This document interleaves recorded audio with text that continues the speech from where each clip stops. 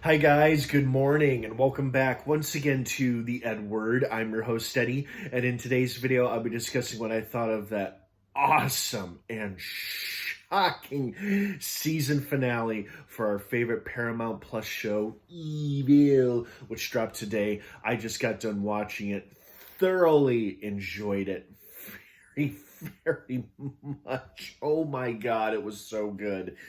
Before I get into all of that, of course, like all of my episode reviews, or most of them, please be warned, this is a spoiler-filled review. So if you're not caught up on Evil by the most recent episode, today's episode, which is also the season 3 finale, you do not want to keep watching or listening, as I will be going into spoilers, bombshells, character details, all that jazz. That being said, you have been warned. Let's dive right back into it. First and foremost, oh wow! I already loved her, but now I think she is probably one of my new favorite characters. I absolutely love Sister Andrea in this. I mean, consoling and advising Kristen's daughter while simultaneously beating the hell out of multiple demons was hysterical and awesome and badass, and I loved every minute of it. That whole sequence was just amazing. The demons looked great. I mean, they looked like mostly practical effects and people in costumes, and they looked phenomenal. And then the whole demon gathering at the very end there, with Andy walking into the construction room, or the room that was being renovated, and Kurt showing up for some reason, and the weird, nasty looking demon baby. Like, was that one of theirs? Like, was that the Antichrist or some shit? We don't know.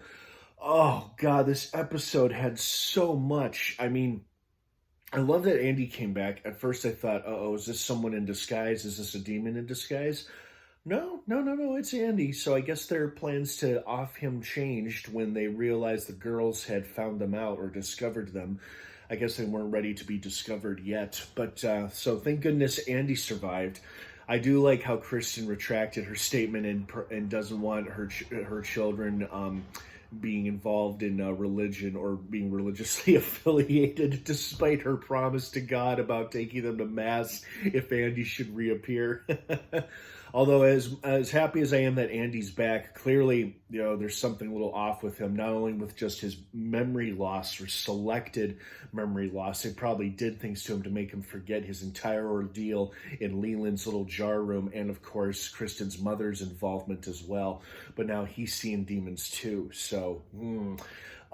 great episode. I love how this episode, for once, wasn't even about a case or an assessment. It was just about dealing with the fallout of the Monsignor's death and trying to figure out what to do next. And then Kristen and her family dealing with Andy's supposed loss, but then thankfully it wasn't a loss after all. So I love how this whole episode wasn't necessarily revolving around a case or an assessment, but it was just about what was going on with our immediate characters. And I absolutely loved it. I mean, this might have been the most demon-filled episode yet, too, with like the big demon gathering at the very closing shots of this episode, and then Sister Andrea's badass sequence just going around and killing the hell out of demons with a shovel, which was just awesome to me. So I thoroughly enjoyed this. This was a very satisfying, very solid season finale, teasing the mayhem and the madness of what's to come. Because not only has Kristen found out her mother and Leland are in cahoots, but they're working at the address where her stolen embryo egg ended up at. And then not only that, but apparently it's been inseminated into some young woman who is with Leland romantically, sexually perhaps. And Leland is going to be the father of Kristen's embryo, which is now a baby in this pregnant woman. What the fuck is happening? I mean, holy shit. Oh, man. And then Leland and Cheryl being completely unfazed by Kristen's discovery of their little operation. They must not feel particularly threatened by her. I guess they don't feel like, they don't perceive her as a threat anymore, or perhaps not as a threat yet.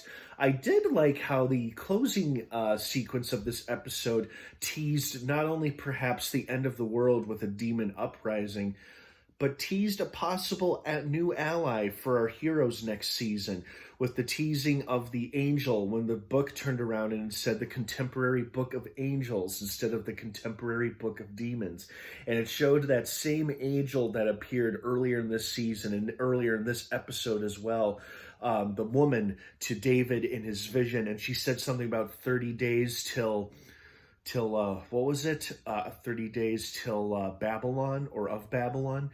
But perhaps she's a new ally that the team, or at least David, will consult with or deal with moving forward in season 4, because the show has been renewed for a 4th season. Don't know when we'll get it. Perhaps we'll get it around next summer, since the show likes to drop its new seasons during the summertime. So perhaps we'll get the next season around that time. But I am very happy and very excited we are getting a 4th season, because I absolutely love this show. And this 3rd season was absolutely phenomenal, just like the season finale. So what did you guys think of this episode? I'd love to hear your thoughts and opinions and feelings on it. Thank you so much for watching. Have an awesome rest of your day. Evil season 3 is now streaming in its entirety on Paramount Plus, with season 4 on the way. Have an awesome rest of your day, everybody. Thanks for watching, and of course, until next time, may the Force be with you.